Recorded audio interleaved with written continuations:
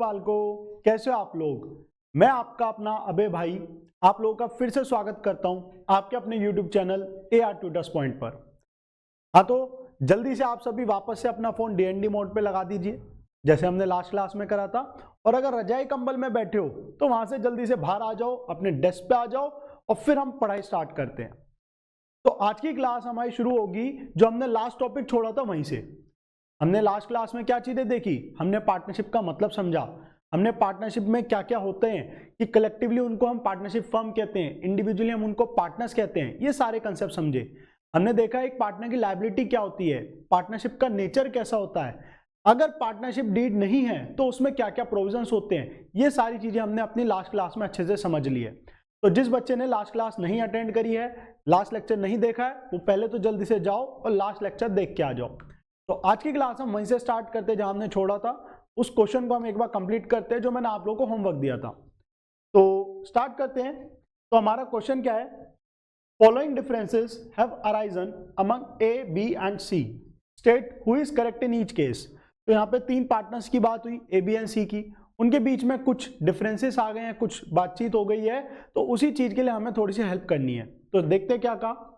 तो सबसे पहला ए पॉइंट आता है, C lent 1,50,000 rupees to the firm. C ने अपना 1,50,000 लेंट कर रखे यानी कि उधार दे रखे फर्म को, एंड वो डिमांड कर रहा है 8% ऑफ इंटरेस्ट का, बट ए एंड बी मना कर रहे हैं इंटरेस्ट देने के लिए।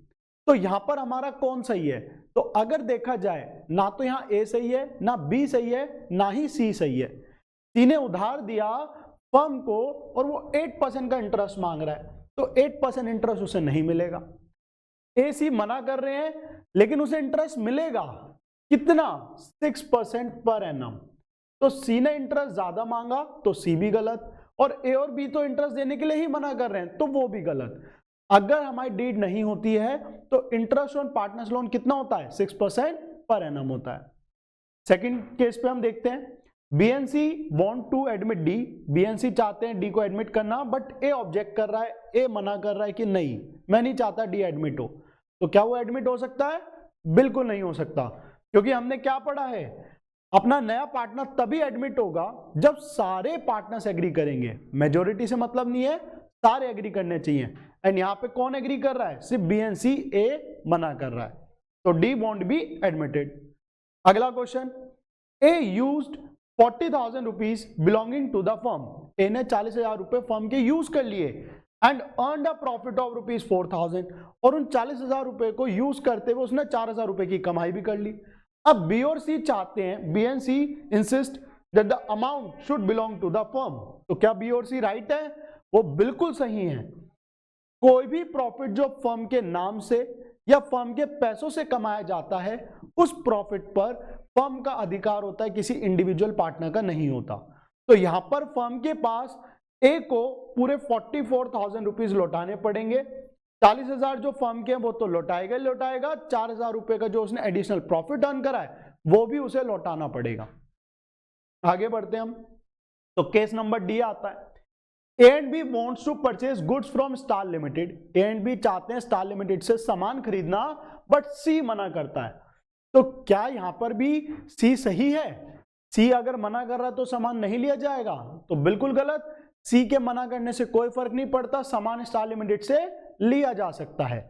जो मैंने आपको कंडीशन बताई थी कि सभी पार्टनर्स एग्री करने चाहिए, वो कंडीशन कब थी, जब नया पार्टनर एडमिट होता है। लेकिन बाकी सारी ट्रांजैक्शंस के लिए हम मेजोरिटी देखते हैं, और मेजोरिटी ए एंड बी बना रहे हैं, तो अपना स्टार लिमिटेड के साथ ट्रांजैक्शन पॉसिबल है और सामान खरीदा जा सकता है। लास्ट केस पे आते हैं हमारा, B use 15,000 rupees belonging to the firm. B ने 15,000 रुपए फर्म के यूज करे और उसके चलते उसे 2,000 रुपए का नुकसान भी हो गया। उसने जो भी काम करा तो नुकसान भी हो गया। अब बी चाहता है कि ये जो नुकसान है ये फर्म झेले। जैसे पीछे क्या बात हुई थी, अपना जो प्रॉफिट है वो फर्म को मिला, तो उसी को बात रखते हुए बी ने कहा ये नुकसान फर्म झेले। तो क्या फर्म ये नुकसान झेलेगी, बिल्कुल नहीं। भाई अगर आप फर्म के पैसे से प्रॉफिट कमाते हो तो उस पर तो फर्म का अधिकार है, लेकिन लॉसेस में फर्म आपको कंट्रीब्यूट नहीं करेगी, वो आपका शेयर नहीं बांटेगी। तो यहां पे बी को गलत ठहराया जाएगा और बी को पूरे 15,000 रुपए फर्म को वापस देने पड़ेंगे। तो इस चीज का हमें ध्यान रखना है। तो ये था हमारा लास्ट क्लास का क्वेश्चन। अगर अभी भी कोई डाउट दिक्कत रह जाए तो आप कमेंट सेक्शन में पूछ लीजिएगा। तो स्टार्ट करते हैं आज की क्लास के टॉपिक से, और ये बहुत इंपॉर्टेंट टॉपिक होने वाला है। ये काइंड ऑफ पूरा बेस बनाएगा हमारी आने वाली क्लासेस का। तो हमारे टॉपिक का नाम है चार्ज वर्सेस एप्रोप्रिएशन। अब ये दो चीजें क्या हैं, इस कंसेप्ट को समझते हैं धीरे धीरे करके। देखो 11th क्लास में बचपन में हम लोग क्या करते थे, हम फाइनल अकाउंट्स बनाते थे सोल प्रोप्राइटरशिप के, जिसके चलते हमने 3 चीजें बनानी सीखी थी। सबसे पहले हमने बनानी सीखी थी ट्रेडिंग अकाउंट। ट्रेडिंग अकाउंट के बाद हम बनाते थे प्रॉफिट लॉस अकाउंट। उसके बाद हम बनाते थे बैलेंस शीट। जब हम ट्रेडिंग अकाउंट बनाते थे तो उससे हमारा क्या आता था, ग्रॉस प्रॉफिट। उस ग्रॉस प्रॉफिट को हम ट्रांसफर करते थे ऑब्वियसली पीएनएल अकाउंट में। पीएनएल अकाउंट बनाते हुए हमारा आखिरी में आता था नेट प्रॉफिट। हाँ, ये प्रॉफिट की जगह लॉस भी आ सकता है, तो वो मैं प्रॉफिट ही मानते हुए कर रहा हूं। उसको हम ट्रांसफर करते थे बैलेंस शीट में। अब लेकिन हम आए 12th क्लास में और हमारा जो चैप्टर है वो पार्टनरशिप है, ये सोल प्रोप्राइटर नहीं है। तो यहां पर हमारा ये सिर्फ 3 चीजें नहीं बनती, हमारा ट्रेडिंग तो बनेगा, क्योंकि अगर हम डील कर रहे हैं कोई भी मैन्युफैक्चरिंग फर्म है तो ट्रेडिंग तो बनेगा, just like sole proprietor. Profit loss भी बनेगा यहां पर भी, लेकिन अपार्ट फ्रॉम दीज टू एक चीज और बनेगी जिसको हम नाम देते हैं profit and loss appropriation account. तो हमारा एक और अकाउंट बनेगा जिसका नाम क्या है, profit and loss appropriation account. उसके बाद बैलेंस शीट नहीं, उसके बाद बनेगा हमारा partners capital account, and at last हमारा बनेगा बैलेंस शीट। तो हमारी ये कुछ और चीजें आ जाती है। अब यहां पर जस्ट लाइक हमारा सोल प्रोप्राइटर में था, ट्रेडिंग अकाउंट में से निकलता है ग्रॉस प्रॉफिट जो जाता है पीएनएल में, पीएनएल से निकलता है नेट प्रॉफिट जो अब जाएगा पीएनएल एप्रोप्रिएशन में, और यहां पे निकलेगा हमारा डिविजिबल प्रॉफिट जो जाएगा पार्टनर्स कैपिटल में, और एट लास्ट हमारी क्लोजिंग कैपिटल्स कहां जाएंगी, हमारी क्लोजिंग कैपिटल जाएंगी बैलेंस शीट में। अब यहां पर ये पीएनएल एप्रोप्रिएशन और पार्टनर्स कैपिटल का क्या रोल है, क्या सिग्निफिकेंस है, उसी को हमें आज की क्लास में समझना है। तो ध्यान से समझते हैं। तो हमने पहला टॉपिक क्या लिखा, चार्ज वर्सेस एप्रोप्रिएशन। तो अगर मैं चार्ज की बात करता हूं, चार्ज सिंपली हमारी वो पेमेंट्स होती हैं विच आर कंपल्सरी टू पे, जो हमारी कंपल्सरी होती हैं पे करना, और एप्रोप्रिएशन क्या होती हैं, which are not compulsory to pay. Charge क्या हमारा, जो कंपल्सरी है, नो मैटर व्हाट आपको ये पेमेंट करनी ही करनी है। एज अ फर्म मैं कुछ भी कमा रहा हूं, डजंट मैटर, मैं जहां पर बैठा हूं, जहां पे मैंने अपना ऑफिस रेंट पे ले रखा है, क्या मुझे रेंट पे करना पड़ेगा, यस। इट डजंट मैटर मैं 1 लाख रुपए कमाऊं या 1 भी रुपया ना कमाऊं, मेरा fix amount of rent as an expense जाएगा ही जाएगा, नो मैटर व्हाट। तो that is a charge, compulsory payment. लेकिन as a partner of a firm क्या मैं सैलरी विड्रॉ कर सकता हूं अगर मैं नहीं कमा रहा, नहीं। अगर फर्म नहीं कमा रही तो पार्टनर सैलरी कैसे विड्रॉ करेगा, पार्टनर को सैलरी कैसे मिलेगी, तो सैलरी कब मिलेगी पार्टनर को, अपनी मेहनत का पैसा कब मिलेगा पार्टनर को, जब फर्म कमाएगी। अगर फर्म लॉसेस में है तो क्या पार्टनर सैलरी विड्रॉ करेंगे, नहीं करेंगे। तो वही चीज है। तो चार्ज सिंपली वो पैसा है जो आपको पे करना ही पड़ेगा even in case of losses, और एप्रोप्रिएशन वो पैसा है जो लॉसेस में नहीं पे होता, जब प्रॉफिट होते हैं तब पे किया जाता है।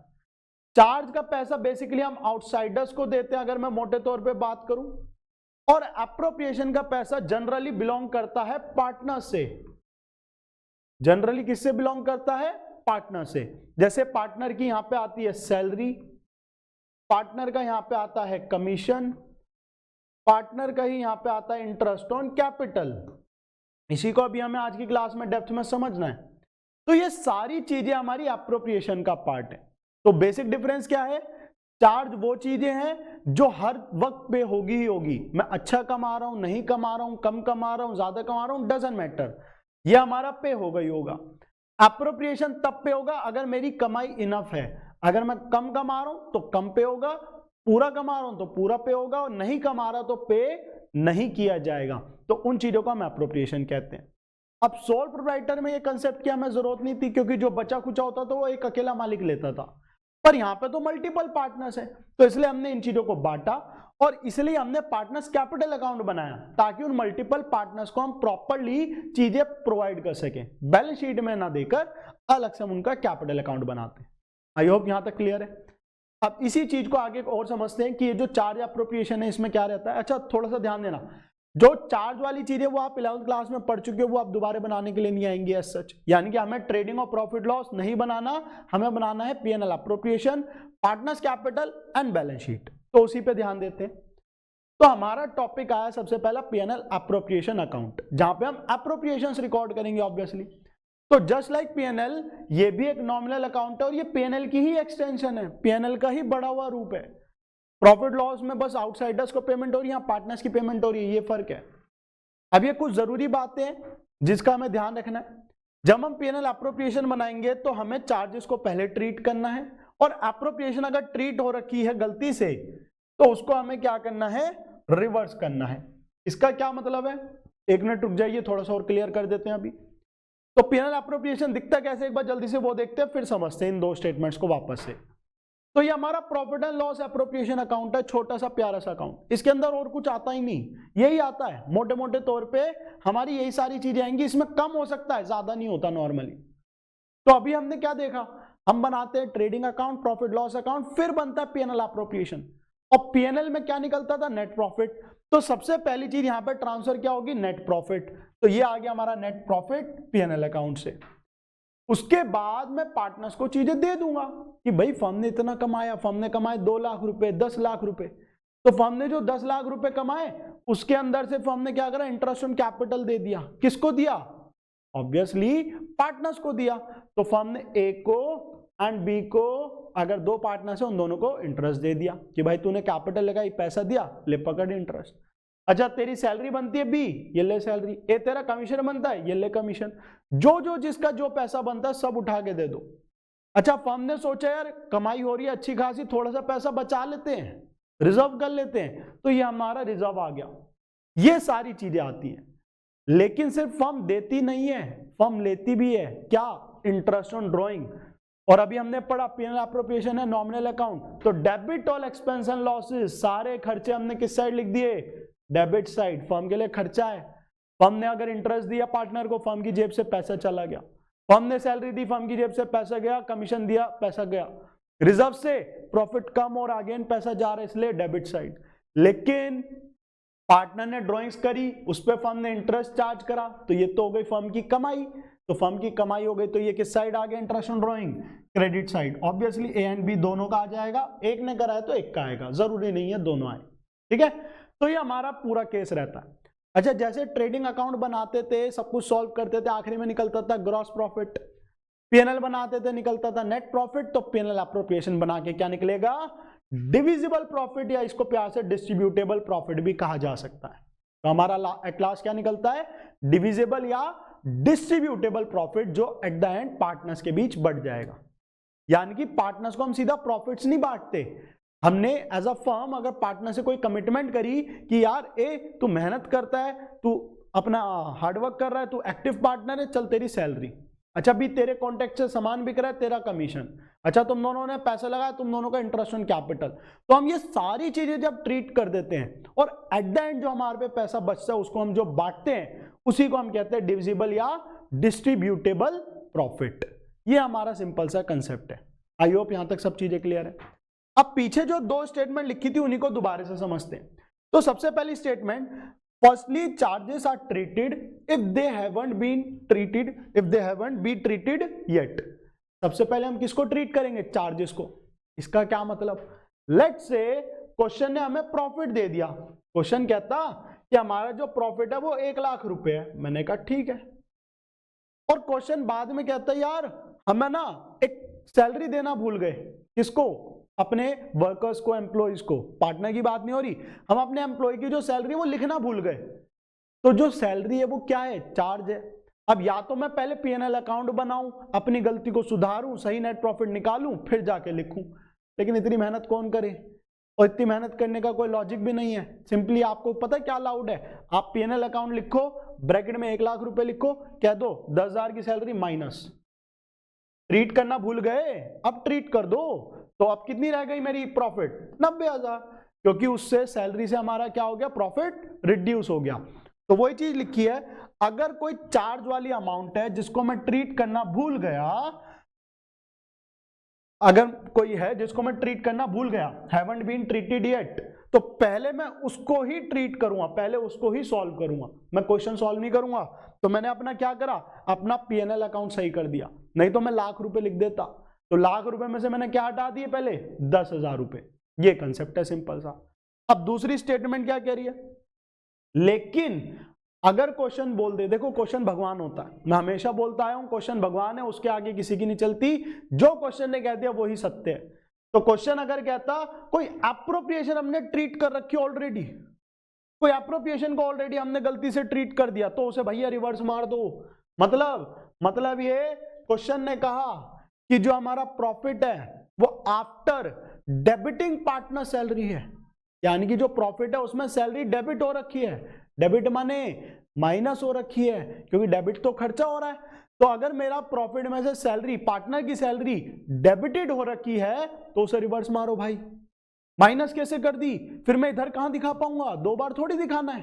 तो अगर पार्टनर की सैलरी डेबिट हो रखी है, माइनस हो रखी है, कुछ भी लिखा हो, चार्ज डेबिटेड ऐसा कुछ भी, तो आप उसे उल्टा करोगे। तो सैलरी क्या होती है, वैसे तो खर्चा है, माइनस हुई होगी, तो उल्टा यानी कि प्लस कर देंगे। तो मैंने कहा 1 लाख रुपए का प्रॉफिट, गलती से मैंने 10,000 की सैलरी माइनस कर रखी है या 20,000 की सैलरी माइनस कर रखी है, उल्टा मारो, रिवर्स करो, प्लस 20,000, तो मेरा प्रॉफिट कितना आ गया, 1,20,000 रुपए। 1 लाख प्लस 20,000 आ गया मेरा 1,20,000। ये सिंपल सा कंसेप्ट है। आई होप यहां तक क्लियर है। बाकी टेंशन मत लीजिए, जब क्वेश्चंस करेंगे और धीरे धीरे क्लैरिटी आएगी। इन चीजों को बस ध्यान से आराम से समझिए कि कंसेप्ट क्या है। क्लियर है? तो एक बार जल्दी से देख लेते हैं वापस से, छोटा सा रिकॉल। तो पीएनएल अप्रोप्रिएशन क्या, एक नॉमिनल अकाउंट है। पीएनएल अकाउंट की एक्सटेंशन है, 1 मार्कर आ सकते हैं, अच्छे से पता होना चाहिए। नॉमिनल का रूल, सभी खर्चे डेबिट, सभी कमाई क्रेडिट। तो वही चीज हमने करी, हमने क्या करा, हमने इंटरेस्ट दिया, खर्चा, हमने सैलरी दी। किसको इंटरेस्ट दे रहे हैं, कैपिटल पे। किसको सैलरी दे रहे हैं, पार्टनर को। किसको कमीशन दे रहे हैं, पार्टनर को। ये सब खर्चा है, तो डेबिट। रिजर्व किसका, फर्म का, कि फर्म ने जो प्रॉफिट है उसमें से थोड़ा सा पैसा बचाया और दे दिया, तो ये भी अपना प्रॉफिट को कम कर रहा है, तो ये भी डेबिट। इसी तरह यहां पे क्या आया, इंटरेस्ट ऑन ड्रॉइंग्स, कि हमने उठाया इंटरेस्ट ऑन ड्रॉइंग, चार्ज करा, कमाई हो गई तो क्रेडिट साइड। ये सिंपल सा हमारा कंसेप्ट है। आई होप यहां तक क्लियर है। आगे बढ़ते हम अगले टॉपिक पे आते हैं। तो अब हमें समझना है पार्टनर्स कैपिटल अकाउंट। हमने पीएनएल अप्रोप्रिएशन तो समझ लिया, अब समझते हैं जल्दी से पार्टनर्स कैपिटल अकाउंट। तो पार्टनर्स कैपिटल अकाउंट की जब हम बात करते हैं, हम 2 तरह से अकाउंट बना सकते हैं। एक है हमारा फिक्स्ड मेथड और एक है हमारा फ्लक्चुएटिंग कैपिटल मेथड। अब ये फिक्स मेथड और फ्लक्चुएटिंग कैपिटल क्या है, ध्यान से समझना। हम जो कैपिटल अकाउंट बनाते हैं उसको प्रेजेंट करने के there are 2 ways. Number 1 is fixed and number 2 is fluctuating. Fix के अंदर हम अकाउंट 2 बनाते हैं, कैपिटल और करंट। फ्लक्चुएटिंग में हम एक ही बनाते हैं जिसका नाम है कैपिटल। तो क्या चीजें क्या है देखते हैं। तो फिक्स मेथड को पहले समझते हैं। ये रहा हमारा कैपिटल अकाउंट। कैपिटल अकाउंट में हमने क्या करा, बैलेंस ब्रॉट डाउन लिखा और कैरिड डाउन निकाल दिया। लेकिन हमने 2 चीजें कंसिडर करी। भाई मैंने कहा सिंपली, ए के पास साल की शुरुआत में 10 लाख रुपए हैं, ठीक है जी। बी के पास 12 लाख रुपए, बहुत ही बढ़िया। अब ए ने ड्यूरिंग द ईयर 3 लाख रुपए और इंट्रोड्यूस कर दिए। तो इंट्रोड्यूस कर दिए तो उससे उसकी कैपिटल क्या होगी, इंक्रीज हो जाएगी, बढ़ जाएगी। तो 3 लाख रुपए यहां आ गए। और अगर ए कहता मैं हमेशा के लिए, या ए की बात छोड़ते हैं, बी कहता मैं हमेशा के लिए 2 लाख रुपए लेके जाना चाहता हूं, ले जा भाई। तो अगर बी ने 2 लाख रुपए विड्रॉ कर लिए फॉर परमानेंट, तो उसे हम क्या बोलते हैं, ड्रॉइंग्स अगेंस्ट कैपिटल, या मैं प्यार से बोलूं तो परमानेंट ड्रॉइंग्स। नाम लेकिन परमानेंट ड्रॉइंग्स ने लिखा मिलेगा, नाम क्या मिलेगा, ड्रॉइंग्स अगेंस्ट कैपिटल। तो ध्यान देना, ए ने क्या करा, इंट्रोड्यूस करी कैपिटल, बी ने क्या करा, विड्रॉ कर ली कैपिटल। तो हमने निकाल दिया कैरिड डाउन। तो ए का कैरिड डाउन कितना आ गया, 13 लाख रुपए। बी का कितना आ गया, 10 लाख रुपए। तो ये सिंपल सा हमारा कैपिटल अकाउंट रहता है, जिसके अंदर गिनती की 2 चीजें आई, apart from brought down carried down, गिनती की 2 चीजें। कौन सी 2 चीजें, पहला एडिशनल कैपिटल, दूसरा ड्रॉइंग्स अगेंस्ट कैपिटल। पहला एडिशनल कैपिटल और दूसरा ड्रॉइंग्स अगेंस्ट कैपिटल, सिंपल सी 2 चीजें आ गई। आगे बढ़ते हैं। अब फिक्स मेथड में तो एक कैपिटल बनता है, दूसरा क्या बनता है, करंट अकाउंट बनता है। तो करंट अकाउंट की बात करते हैं। ध्यान रखो भाई, इधर उधर डिस्ट्रैक्ट तो नहीं हो रहे ना, यहीं पे बने रहना, नहीं तो दिक्कत आएगी। ध्यान से समझना है। तो करंट अकाउंट बनता है। तो करंट अकाउंट कैसे बनेगा, पहले आ गया करंट का ब्रॉट डाउन, उसके बाद बाकी सारी चीजें यहां पे दे दो। अरे पार्टनर को सैलरी दी, पार्टनर के पास जाएगी ना, दे दो, कहां गई सैलरी, ये रही। पार्टनर को इंटरेस्ट ऑन कैपिटल दिया, पार्टनर पे जाएगा ना, लिख दो। इसी तरह और भी जो भी कुछ पार्टनर को देना सब उठाते जाओ, देते जाओ। भैया पार्टनर का पैसा कहीं तो दोगे, तो कहां दोगे, करंट अकाउंट में। तो मैंने कहा अच्छा पार्टनर में रिजर्व्स बांट रहे हैं, पार्टनर कह रहे रिजर्व्स हम घर लेके जा रहे हैं, फायदा है ना। कैपिटल जब बढ़ती है क्या होती है, क्रेडिट, तो इधर आगे जनरल रिजर्व। कैपिटल करंट का नेचर सेम है। अगर रिवैल्यूएशन का कोई प्रॉफिट है, रिवैल्यूएशन क्या होता है भैया, तो रिवैल्यूएशन समझेंगे आने वाली क्लासेस में। अभी आप सिंपली ये समझो कि अगर मेरा कोई भी प्रॉफिट है, रिवैल्यूएशन में कोई गेन है तो इधर, पीएनएल अकाउंट का कोई गेन है इधर। अगर मेरा नुकसान है, ड्राइंग से क्या होता है कम, तो ड्राइंग से इधर आ गई। इंटरेस्ट ऑन ड्राइंग से भी करंट क्या हो जाएगा, कम, तो वो भी इधर। लॉस बांटूंगा तो वो भी कम। तो सारे फायदे इधर देते गए, सारे नुकसान इधर, और एट द एंड क्या आ गया हमारा, कैरिड डाउन। सिंपल सा। यानी कि जब हम फिक्स मेथड की बात करते हैं तो फिक्स मेथड के अंदर हम पार्टनर्स को जो भी प्रॉफिट वगैरह देते हैं, जो भी रिकरिंग नेचर की चीजें देते हैं, वो कहां देते हैं, करंट अकाउंट में। अब बात करते हैं फ्लक्चुएटिंग की। फ्लक्चुएटिंग के अंदर क्या होगा, फ्लक्चुएटिंग के अंदर पार्टनर को सब कुछ ए टू जेड सारी चीजें एक ही जगह आके देनी है। वो कहां देनी है, कैपिटल में। तो यहां देखो ब्रॉट डाउन आया, ब्रॉट डाउन के बाद भैया पार्टनर को हमने कैपिटल इंट्रोड्यूस कर रहा है, तो कैपिटल इंट्रोड्यूस कर रहा है, लिख दो इधर। पार्टनर को रिजर्व देना है इधर, पार्टनर को इंटरेस्ट देना है इधर, प्रॉफिट सैलरी सब कुछ इधर, और नुकसान वो भी इधर, सब कुछ। अच्छा यहां पे दोनों ड्राइंग्स आई हैं, ड्राइंग्स अगेंस्ट कैपिटल भी और ड्राइंग्स नॉर्मल भी, जो कहते हैं हम अगेंस्ट प्रॉफिट। तो यहां पे दोनों ड्राइंग्स इकट्ठे आती हैं। पीछे क्या था, ड्राइंग्स अगेंस्ट कैपिटल वहां थी, ये वाली कौन सी ड्राइंग थी, अगेंस्ट प्रॉफिट वाली। अगेंस्ट प्रॉफिट और अगेंस्ट कैपिटल में फर्क क्या होता है, ध्यान से समझना। अगेंस्ट कैपिटल वाली जो ड्राइंग्स होती है ना, वो हमेशा के लिए निकाल लिया बंदे ने पैसा। ए आके कहता मैं हमेशा के लिए ना अपना ये पैसा घर लेके जा रहा हूं और अब मैं वापस इंट्रोड्यूस नहीं करूंगा, एटलीस्ट फॉर दिस पीरियड। बाद में फ्यूचर में कर दे ना कर दे एक अलग चीज है, बट वो परमानेंट है। और ड्राइंग्स अगेंस्ट प्रॉफिट का क्या मतलब होता है कि मैंने अभी पैसा विड्रॉ करा एंड आफ्टर अ वाइल, मतलब लेट्स से एक हफ्ते बाद, 2 हफ्ते बाद, 1 महीने बाद मैं वापस से फर्म को दे दूंगा पैसा for a short time Spain. मैंने पैसा विड्रॉ करा है, बहुत ज्यादा लंबे समय के लिए विड्रॉ नहीं करता बंदा, that is drawings against profit. तो इसे मैं परमानेंट ड्राइंग्स बोलता हूं प्यार से, और इसे मैं टेम्पररी ड्राइंग्स बोलता हूं। तो जब हम फिक्स मेथड बनाते हैं तो वहां पे कौन सी आती है, drawings against capital, capital account में, और करंट में आती है ड्राइंग्स अगेंस्ट प्रॉफिट। लेकिन जब मैं बनाता हूं फ्लक्चुएटिंग तो सारा कुछ, सारे फायदे इधर पार्टनर से रिलेटेड और सारे पेमेंट्स इधर पार्टनर से रिलेटेड। कि पार्टनर से हमने ड्राइंग्स करी इधर, पार्टनर की कोई भी ड्राइंग है चाहे अगेंस्ट कैपिटल चाहे अगेंस्ट प्रॉफिट है, पार्टनर का लॉस है इधर, सारे नुकसान इधर देते जाओ और सारे फायदे इधर देते जाओ। तो ये चीज है। तो अगर मैं सम अप करूं तो फिक्स मेथड में 2 अकाउंट बनते हैं, कैपिटल अकाउंट और करंट अकाउंट। फ्लक्चुएटिंग में एक चीज बनती है केवल, वो बनता है हमारा कैपिटल अकाउंट। फिक्स मेथड के अंदर जो मैं कैपिटल बनाता हूं वहां पे कैपिटल फिक्स रहती है नॉर्मली, कैपिटल में चेंजेस नहीं आएंगे due to profit, salary, interest, ये सब चीजों के चलते। इसी वजह से उसका नाम फिक्स मेथड है, क्योंकि वहां पे कैपिटल में मेजर चेंजेस नहीं देखने को मिलते। यूजुअली हर साल थोड़ी बंदा कैपिटल ला रहा है, हर साल थोड़ी परमानेंट ड्राइंग्स कर रहा है, प्रॉफिट लॉसेस हर साल होंगे। तो बाकी चीजें कहां जाती है फिक्स मेथड में, करंट में, जो भी पार्टनर को मिलता है। फ्लक्चुएटिंग का नाम फ्लक्चुएटिंग इसलिए क्योंकि हाँ तो कैपिटल बदलेगी, कभी कम हो रही है कभी ज्यादा हो रही है, क्योंकि सारे फायदे नुकसान, सारी चीजें, additional capital, permanent drawing, additional drawing, drawings against profit, सब कुछ कहां आता है, फ्लक्चुएटिंग में आता है। तो ये हमारा सिंपल सा कंसेप्ट है।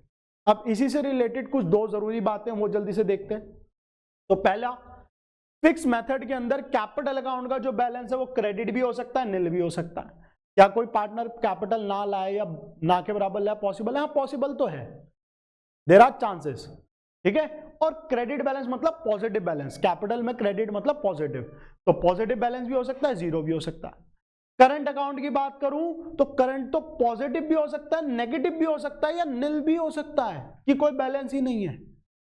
क्योंकि करंट में फायदा, अगर नुकसान ज्यादा हो गए, लॉसेस ज्यादा हो गए, तो इवन नेगेटिव बैलेंस भी पॉसिबल है करंट में। लेकिन कैपिटल में फिक्स मेथड में पॉसिबल है क्या? नहीं, ये पॉजिटिव होगा। भाई ये कैसे पॉसिबल है? बंदे ने 10 लाख रुपए लगा के 15 लाख रुपए परमानेंट निकाल लिए, कैसे निकाल लेगा तू? पॉसिबल नहीं है, तो इसलिए कभी नेगेटिव नहीं जाएगा, या तो पॉजिटिव होगा या जीरो होगा। लेकिन फ्लक्चुएटिंग की बात करें तो ये अगेन पॉजिटिव, नेगेटिव या नील बैलेंस भी हो सकता है। ऑब्वियसली नेगेटिव नॉर्मली तब होगा जब लॉसेस बहुत ज्यादा हो जाएंगे, ठीक है। तो ये हमारे वन मार्कर के हिसाब से इंपॉर्टेंट रहता है। तो आज की क्लास में हमें यहीं तक करना था। हमने क्या क्या देखा, हमने P&L एप्रोप्रिएशन का कंसेप्ट सीखा, समझा कि हम क्या बनाते हैं, पार्टनरशिप में कैसे फाइनल अकाउंट बनते हैं, पार्टनर कैपिटल का हमने बेसिक सीखा। अब आने वाली क्लासेस में जो हमने P&L एप्रोप्रिएशन में इतनी सारी नई चीजें सीखी उनको वन बाय वन और डेप्थ में सीखेंगे और उससे रिलेटेड कुछ क्वेश्चंस करेंगे। आई होप यहाँ तक आप लोगों को कोई डाउट, दिक्कत, परेशानी नहीं है। अगर है तो आप कमेंट करके अपना डाउट्स ले सकते हैं। तो मिलते हैं आप सभी से नेक्स्ट क्लास में, तब तक के लिए बाय बाय, जय हिंद।